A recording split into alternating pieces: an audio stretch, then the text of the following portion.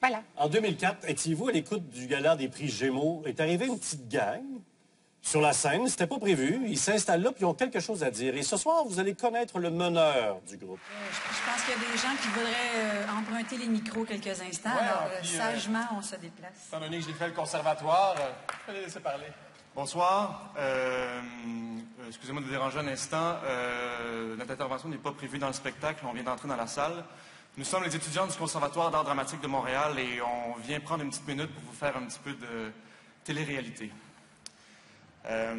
Parce qu'on a peur. On a peur pour notre culture et notre éducation. On a peur parce que le gouvernement vient d'effectuer une coupure de 103 millions de dollars dans l'aide financière aux étudiants. 103 millions de dollars. Ça veut dire que la fameuse dette, là, notre dette, ils la prennent, puis ils la répartissent sur les épaules de jeunes de 22-23 ans qui commencent leur vie, qui sortent de l'école. Le pire, c'est qu'il y en a parmi ces jeunes-là, ceux qui espèrent étudier, qui, voyant venir les factures, vont carrément renoncer aux études supérieures par instinct de survie. Est-ce qu'on a envie de ça? Collectivement, là, est-ce qu'on a envie que le gouvernement, avec l'ensemble des coupures qu'il est en train de faire, notamment dans les arts à l'école, l'enseignement des arts à l'école, rentre comme un bulldozer dans la culture et l'éducation? Il est en train d'oublier que si le Québec est une société aussi riche et aussi innovatrice que ça, c'est justement grâce à l'importance que prennent ces deux valeurs-là. Il est en train aussi de pénaliser notre génération et celle de nos enfants. Puis il appelle ça du développement durable. Alors, on pense, nous, que c'est hyper important de maintenir ce débat-là en vie le plus longtemps possible et avec le plus d'acharnement possible. Parce que si on se résigne, si on se laisse faire, si on se ferme la gueule, imaginez tout ce qu'on va perdre. Alors ça vaudrait la peine. Maintenant, ça vaudrait vraiment la peine que de ça, tout le monde en parle. Salut.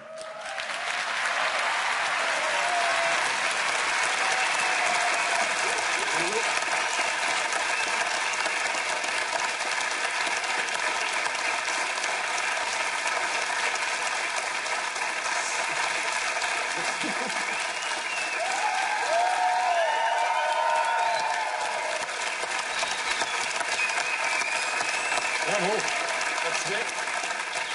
Raconte-nous les coulisses de tout ça. Alors, on est en 2004, donc la grève des 103 millions, pour la première fois, les carrés rouges, ça a éclaté au printemps 2005, donc quelques mois après ça. Là.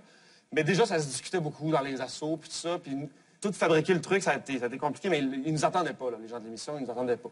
Puis nous, on avait quelqu'un qui nous avait trouvé un plan de ça allait être quoi le décor, puis moi, je savais que ça allait être au Saint-Denis, puis c'était avant que ce soit au Maisonneuve, puis je m'étais essayé de rentrer avant tout seul dans un show 2 semaines avant, c'était un show de Motown, de Génération Motown. J'ai essayé d'ouvrir la porte puis de rentrer, voir qu'est-ce qui se passe quand tu rentres dans un théâtre. Aïe, aïe, OK. Puis là, il y avait comme 1, 2, 3, 4 du garde du corps qui sont débarqués. On dit qu'est-ce que tu veux. Puis là, j'ai niaisé quelque chose, mais je les ai interrogés un peu sur leur métier. J'ai dit qu'il faut être qualifié pour être garde du corps. Faut que tu saches te battre. J'ai dit non, on va pas toucher au monde. Fait, ah, OK, merci.